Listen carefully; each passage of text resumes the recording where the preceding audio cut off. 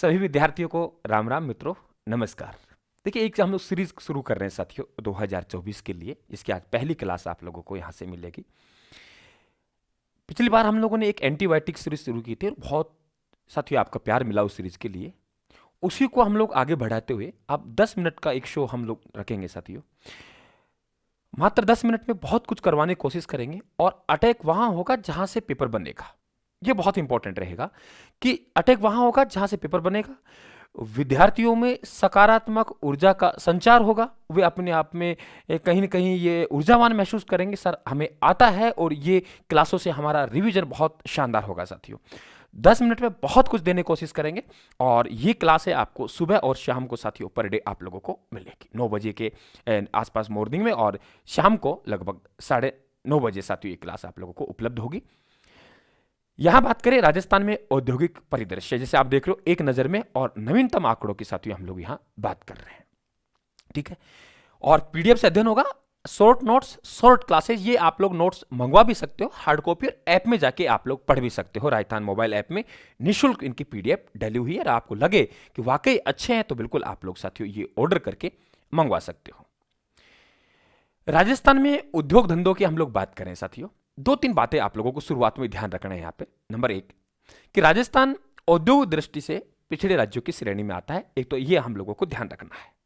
दूसरी बात कि साथियों एक हमें इनका योगदान, राज्य मूल्य वर्धन में हम लोग बात करें साथियों तो इनका योगदान क्या होगा। तो योगदान को पहले हम लोग 2 टुकड़ों में बांटेंगे, एक स्थिर कीमतों पे और फिर प्रचलित कीमतों पर।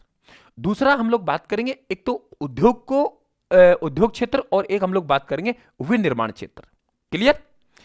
ये ध्यान रखना, चाहे हम उद्योग क्षेत्र की बात करें चाहे हम लोग विनिर्माण क्षेत्र की बात करें, दोनों में जो आंकड़ा होगा हमारा परसेंटेज का योगदान का, वो स्थिर कीमतों पर ज्यादा होगा। अगर उद्योग में बात करें हम लोग, चाहे साथियों प्रचलित की बात करें चाहे स्थिर की बात करें, लगभग बराबर है, पॉइंटों में आंकड़ा ज्यादा है। ये ध्यान रखना है आप लोगों को। और अगर हम लोग विनिर्माण क्षेत्र में बात करेंगे तो वहां आंकड़ा स्थायी कीमतों में 14% चली जाएगा और प्रचलित कीमतों में 11% रह जाएगा। तो ये ध्यान रखना है आप लोग। आइए, तो ध्यान रखना, मैंने अभी क्या कहा आप लोगों से, 2023 में राजस्थान राज्य मूल्य वर्धन हम लोग बात करें, स्थिर कीमतों पर मैंने क्या कहा, स्थिर कीमतों पर उद्योग क्षेत्र है और प्रचलित कीमतों पर उद्योग क्षेत्र है। मैंने क्या कहा आप लोगों से, दोनों का यहां देखिए 27% है, यहां भी 27% है। फिर मैंने क्या बताया, पॉइंट में एडवांस में स्थिर रहेगा, तो यहां पे स्थिर कीमतों पर 27.76% योगदान है, और अगर प्रचलित कीमतों पर हम लोग बात करें तो 27.31% योगदान है। अब देखिए यहां पे वो चीजें सेम है, अंतर यहां उद्योग क्षेत्र था तो यहां विनिर्माण क्षेत्र हो गया, यहां उद्योग क्षेत्र था तो यहां विनिर्माण क्षेत्र हो गया। स्थिर कीमत ज्यादा है और हमारे प्रचलित कीमतों में कम है। स्थिर कीमतों में 14 है और प्रतिशत में और हम लोग बात करें तो यहां 11 है। तो मैं 4 सवाल आप लोगों से पूछ रहा हूं। नंबर 1, उद्योग क्षेत्रों का स्थिर कीमतों पर आप लोग बताएंगे 27.76।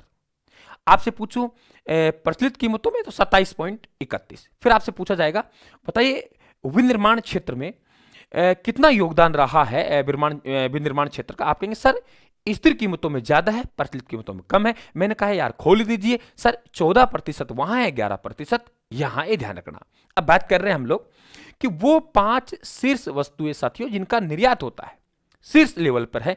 अब पांचों को पांचों आपको मालूम होना चाहिए। सबसे पहले हम लोग बात करेंगे इंजीनियरिंग सेवा की। उंगलियों पे लाऊंगा साथियों, ये मत समझना कि क्लास शुरू में है तो सर पूरे उंगलियों पे लाने की कोशिश करूंगा। देखिए सबसे पहले हमें इंजीनियरिंग वस्तुओं की तो आवश्यकता पड़ेगी साथियों, हम लोग बेचते हैं। नंबर 1 बात, निर्यात करते हैं। नंबर 2, फिर गुरुजी हस्तशिल्प हमारी अच्छी है यहां से, तो हस्तशिल्प का हम लोग निर्यात करते हैं। और गुरुजी फिर कपड़े बनता ही होगा, बिल्कुल बनता है कपड़ा। फिर सर धातु की भी आवश्यकता रहती है बिल्कुल हमें। और फिर हम लोग बात करेंगे रसायन से संबंधित, यानी रसायन और उनसे संबंधित जो साथियों उत्पाद है उनके। तो देख लीजिए आप लोग, राजस्थान में सर्वाधिक निर्यात होने वाली वस्तुएं इंजीनियरिंग वस्तुएं, हस्तशिल्प वस्तुएं, कपड़ा, धातुएं और रासायनिक और उनसे संबंधित। तो मेरे हिसाब से ये पॉइंट क्लियर हुआ। आगे बढ़ता हूं साथियों, एक बार और दोहरा लेना क्लास को बाद में, और ये बहुत अच्छी क्लासें हैं। अब बात करते हैं साथियों हम लोग निर्यात की, कि भाई निर्यात को कैसे बढ़ावा दिया जाए साथियों। तो उनको बढ़ाने के लिए हमने 2 परिषदों का गठन किया है, और वे परिषद आप लोगों को एक जैसी मिलेगी, एक में समन्वय परिषद मिलेगा, समन्वय जुड़ जाएगा। दोनों का गठन 2019 में हुआ है साथियों, और 2019 में भी एक नवंबर के महीने में, एक अक्टूबर के महीने में। अगर बड़ा पूछे आपसे समन्वय जुड़ जाए तो महीना अक्टूबर का आ जाएगा, और समन्वय हट जाए तो महीना नवंबर के आएगा। देखिए बात कर रहे हैं हम लोग, राजस्थान में निर्यात को बढ़ावा देने के लिए गठन किया गया है राजस्थान निर्यात संवर्धन परिषद साथियों, 8 नवंबर 2019 को। और राजस्थान निर्यात, मैंने क्या कहा, सब सही है, समन्वय जोड़ दिया, समन्वय जोड़ते लाइन बड़ी हो गई, और लाइन बड़ी हो गई तो अक्टूबर का महीना मानना है। अक्टूबर, नवंबर, पहले अक्टूबर आएगा, लेकिन ध्यान रखना नीचे रखा। क्लियर, ये ध्यान रखना आप लोग। राजस्थान में औद्योगिक परिदृश्य एक नजर में, यहां से सवाल बनता है विद्यार्थियों। आप कहेंगे सर कैसे याद करेंगे, देखो यहां सवाल कैसे बनेंगे। नंबर 1 कि सर्वाधिक औद्योगिक इकाई कहां है। औद्योगिक, ना उसने लघु बोला है, ना उन्होंने वृहद बोला है, कुछ नहीं बोला, सर्वाधिक औद्योगिक इकाइयां। और सब मित्रों, सर्वाधिक औद्योगिक इकाइयों की बात आए तो यार छोटे बड़े सब, हाँ गुरुजी, तो आप कहेंगे जयपुर। ठीक है, तो गुरुजी न्यूनतम कहां है, न्यूनतम करौली में है, न्यूनतम जैसलमेर में है। अब बात करेगा, नहीं गुरुजी हमें तो यह बता दीजिए कि आप सर्वाधिक लघु औद्योगिक इकाई कहां है। जैसे ही साथियों सर्वाधिक लघु औद्योगिक इकाइयों की बात आई तो जयपुर अलवर, समझ गए। अब न्यूनतम में बात की, उसने लघु और वृहद की बात नहीं की, उसने कहा न्यूनतम औद्योगिक इकाइयां जैसलमेर। लेकिन कहा नहीं नहीं मेरे लाडलाओ, ओ मेरा वीरो, नहीं नहीं नहीं नहीं नहीं, वो कह रहा है कि अगर न्यूनतम वृहद औद्योगिक इकाइयां पूछे करौली। ओ भाई, अब एक सवाल और सुन लीजिए, ये करौली में न्यूनतम वृहद औद्योगिक इकाइयां हैं। अगर आपसे छोटा, सबसे छोटा औद्योगिक अगर आप लोगों से नगर पूछे तो करौली, और सबसे बड़ा औद्योगिक नगर तो जयपुर तो है ही। भाई क्लास को लाइक और शेयर जरूर करना साथियों, और नए विद्यार्थी चैनल को सब्सक्राइब कर ले। और ये पीडीएफ जो भी आप लोगों को मिलेगी वो आपको टेलीग्राम ज्वाइन कर ले, राजस्थान वाला, उस पर आप मिलती रहेगी। आप लोग ऑनलाइन भी इसका ऑर्डर कर सकते हो, मंगवा सकते हो, ऐप में जाके पढ़ सकते हो। सबसे बड़ा औद्योगिक नगर जयपुर, और सबसे छोटा औद्योगिक नगर करौली। क्लियर। अब देखो सवाल चेंज हो रहा है, मैं कह रहा हूं हमें तो बता दो कि सर सर्वाधिक वृहद एवं मध्यम, हमने लघु उठा दिया, और जैसे ही साथियों लघु उठाया हमने, वृहद लिखा, फिर मध्यम लिखा, तो भाई भिवाड़ी आ जाएगा, खैरतल तिजारा में। भिवाड़ी पहले अलवर में था, लेकिन नया जिला बन गया, जैसे बता रहा हूं आप लोगों को, अपडेट जीके चल रहा है साथियों, तो ध्यान रखना भिवाड़ी खैरतल तिजारा में। और अब आपसे कहे सर हमसे यह पूछ लिया कि सर्वाधिक बहुराष्ट्रीय कंपनियां कहां हैं, तो सर्वाधिक बहुराष्ट्रीय कंपनी भी भिवाड़ी में खैरतल तिजारा में है। तो फटाफट रिपीट करें, सबसे बड़ा औद्योगिक नगर जयपुर, सबसे छोटा औद्योगिक नगर करौली। करौली का नाम एक जगह और आया था, बिल्कुल आया गुरुजी, कि सबसे कम वृहद औद्योगिक इकाइयां करौली में है। और मैं कहूं वृहद लघु छोड़िए ना आप लोग, मुझे बता दो सबसे कम औद्योगिक इकाइयां कहां है, जैसलमेर में, सबसे ज्यादा जयपुर में। और हमने कहा नहीं, हमें तो बता लघु औद्योगिक इकाइयां, तो फिर अलवर भी आपके साथ आ जाएगा साथियों, ये आपको ध्यान रखना है। और सर्वाधिक वृहद एवं मध्यम भिवाड़ी। और आपसे पूछे कि मालूम है आप लोगों को बहुराष्ट्रीय कंपनी, आपको पता है कि प्रदूषित शहर भी रहा है भिवाड़ी, इस समय ध्यान रखना आप लोग। आगे बढ़े हम लोग, देखिए अब हम लोग राजस्थान में औद्योगिक संभावनाओं को देखते हुए, जो 50 जिले नहीं, अभी आंकड़े 33 के हैं, इसमें हम उनको 4 भागों में डिवाइड किया है, 4 भागों में। सबसे पहले विशिष्ट श्रेणी है साथियों, फिर ए श्रेणी है, फिर बी श्रेणी है, फिर सी श्रेणी है। विशिष्ट श्रेणी, फिर ए श्रेणी, फिर बी श्रेणी, फिर सी श्रेणी। विशिष्ट श्रेणी, विशिष्ट में एक जिला आएगा जयपुर, और सर्वाधिक औद्योगिक जयपुर में, सबसे बड़ा औद्योगिक नगर जयपुर में है, ये ध्यान रखें आप लोग। इस श्रेणी में ये आपको रटना पड़ेगा सीधा, अलवर यानी थोड़ा अच्छा, अलवर, दौसा, अजमेर, भीलवाड़ा, जिनमें अच्छा उत्पाद होता है। और इसके बाद सी श्रेणी में वो जाएंगे जहां कम, जैसे आप लोगों को धौलपुर है, बाड़मेर है, जहां आप लोगों का पिछड़ा हुआ इलाका है औद्योगिक क्षेत्र साथियों, वहां आप लोगों का ये इलाका आएगा। देखिए आप लोग गौर से यहां बात करेंगे, बी में सवाई माधोपुर, करौली, भरतपुर है, सीकर, झुंझुनू रटना पड़ेगा, इसमें कोई समझाने वाली बात नहीं है, आप स्क्रीनशॉट ले सकते हैं इसका। बाकी राजस्थान के ऐप में जाके पढ़ सकते हो, कोई दिक्कत नहीं, डले हुए नोट्स निःशुल्क है, फ्री मटेरियल में जाना है। राजस्थान में औद्योगिक नीतियां, यहां मैं आप लोगों को कुछ पहले याद करवाने की प्रयास करूंगा पीडीएफ पे जाने से पहले। साथियों राजस्थान में 7 औद्योगिक इकाइयां अभी तक घोषित हो चुकी हैं। कितनी? 7। समझ गए आप लोग। सबसे अंत वाली 2019 में, कब? 2019 में। क्लियर? सबसे पहले वाली 1978 में। प्रथम, द्वितीय, तृतीय और चतुर्थ कितनी होगी? 4। चारों औद्योगिक इकाइयां भैरू सिंह शेखावत जी के समय घोषित की गई थी। माननीय स्वर्गीय भैरू सिंह शेखावत जी मुख्यमंत्री थे। कितनी? पहली 1978, दूसरी 1990 में बनी साथियों, 91 में उसे लागू किया गया तो 90-91 में हो गया।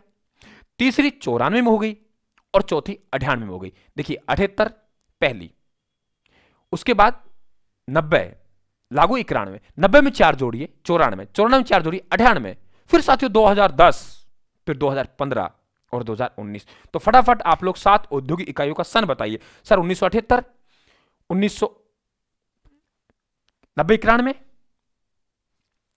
1900, सर 94, 1998, 4 बार भैरू सिंह शेखावत जी। आगे आते हैं हम लोग। सर 2010 वसुंधरा राजे, अशोक गहलोत जी। सर 2015 वसुंधरा राजे जी। सर 2019 अशोक गहलोत जी। 4 भैरू सिंह शेखावत जी के काल में, 2 अशोक गहलोत जी के काल में और 1 वसुंधरा जी के काल में। साथियों ये देखिए आप लोग, औद्योगिक नीति प्रथम 24 जून 1978 को, ऐतिहासिक तिथि है, आप लोगों को याद रखना पड़ेगा 24 जून भी। मुख्यमंत्री भैरू सिंह शेखावत जी के समय कुटीर उद्योगों को प्रोत्साहन एवं बेरोजगारी। पहली औद्योगिक नीति राजस्थान ने कब घोषित की? 24 जून 1978 को। प्रथम में उद्देश्य क्या है? प्रथम नीति का उद्देश्य क्या है? द्वितीय नीति का उद्देश्य क्या है? तृतीय नीति का उद्देश्य क्या है? चतुर्थ नीति का उद्देश्य क्या है? यह आप लोगों से पूछेगा, तो आप लोग ये ध्यान रखना, बेरोजगारी को दूर करना। द्वितीय औद्योगिक नीति घोषित 1990 में, ये सन याद में रखना आप लोग, सॉरी महीना याद में रखना, लागू 1991। मुख्यमंत्री भैरू सिंह शेखावत जी। उद्देश्य है रोजगार, खनन कार्य एवं कृषि में वित्तीय सहभागिता को बढ़ाना। तब यहां क्या था? कुटीर उद्योगों को प्रोत्साहन एवं बेरोजगारी को दूर करना। पूछ सकता है आप लोग, कौन सी औद्योगिक नीति के तहत कुटीर उद्योगों को प्रोत्साहन और बेरोजगारी को दूर करना, या पहली प्रथम औद्योगिक नीति कब थी साथियों? तृतीय है हमारी जो 1994, मैंने क्या कहा था? 78, 90, 91, 94, 98 में, 10 में और 15 में और 19 में, 7 हैं। मुख्यमंत्री भैरू सिंह शेखावत जी। और यहां तीव्र औद्योगिक विकास के लिए साथियों, ये बने ध्यान रखें आप लोग, तो ये हमारी चौथी हो गई, निजीकरण को यहां बढ़ावा दिया। चतुर्थ में औद्योगिक नीति 1998 में भैरू सिंह शेखावत जी, ये ध्यान रखें आप लोग। 5वीं औद्योगिक एवं निवेश नीति मुख्यमंत्री अशोक गहलोत जी 10 में। नई सूक्ष्म एवं लघु एवं मध्यम उद्योग नीति, ये नाम है इसका, 2015 में मुख्यमंत्री वसुंधरा राजे जी। 7वीं नई औद्योगिक विकास नीति 19 दिसंबर 2019 को मुख्यमंत्री अशोक गहलोत जी। उद्देश्य राज्य का सतत एवं पर्यावरण अनुकूल औद्योगिक विकास करना, रोजगार के नए अवसर प्रदान करना। और इसी के साथ हिस्सा है जो राजस्थान में श्रमिक हब बनेंगे, अजमेर, बाड़मेर, बीकानेर, अजमेर, बाड़मेर, बीकानेर, अजमेर, बाड़मेर, बीकानेर। और देखिए साथियों, एक मिशन निर्यातक को बनो, ये देखिए ध्यान रखें इसमें कि 29 जुलाई 2021 को शुरू किया उद्योग विभाग एवं रिको के द्वारा, और उद्देश्य निर्यात क्षेत्र को प्रोत्साहित करना। ये ध्यान रखें आप लोग कि आपसे पूछे कि मिशन निर्यातक को बनो का उद्देश्य क्या है? निर्यात क्षेत्र को प्रोत्साहित करना। तिथि है 29 जुलाई 2021, शुरू किया उद्योग विभाग एवं रिको के द्वारा साथियों। तो ये सामान्य परिदृश्य। अगले हम लोग बात करेंगे जो नेक्स्ट साथियों आप लोगों के, वो आएगा आप लोगों के कि औद्योगिक संस्थाएं, राजस्थान में औद्योगिक संस्थाएं, जिसमें साथियों हम हिंदुस्तान मशीन टूल्स की बात करेंगे, हम लोग साबर साल्ट लिमिटेड की बात करेंगे, हम लोग राज्य वित्त निगम की बात करेंगे, रेको की बात करेंगे, राशिको की बात करेंगे, रूडो की बात करेंगे साथियों। चैनल से लगातार जुड़ते रहे आप लोग। पीडीएफ आप लोग ऐप में जा सकते हो, परेशान होने की आपको कतई आवश्यकता नहीं है साथियों। ये ध्यान रखना है आप लोगों को। मस्त रहिए, मौज में रहिए, ठीक है। तो और अब क्लास का टाइमिंग एक तो 9 बजे का रखेंगे हम लोग साथियों, 1 तारीख से शेड्यूल पूरा रहेगा। एक 9 बजे मॉर्निंग में, एक शाम को 9 बजे इवनिंग में। तो 2 क्लासें आप लोगों को रहेंगी, 2 रहेंगे, इसके अलावा एक और डाल देंगे। ये तो रहेगी आप लोगों को 10 मिनट वाला शो साथियों, लाइव क्लास अलग रहेगी। तो आप सभी को मेरी तरफ से साथियों इस मिशन के लिए आप लोग बिल्कुल तैयार रहें, मस्त रहें, और निश्चित तौर से बहुत कारगर साथियों सिद्ध होगा। पहले भी हुए हैं, अभी भी होगा, बिल्कुल पूरा अनुभव मेरे पास है, आपके साथ शेयर करूंगा साथियों। राम राम साहब, धन्यवाद, थैंक यू।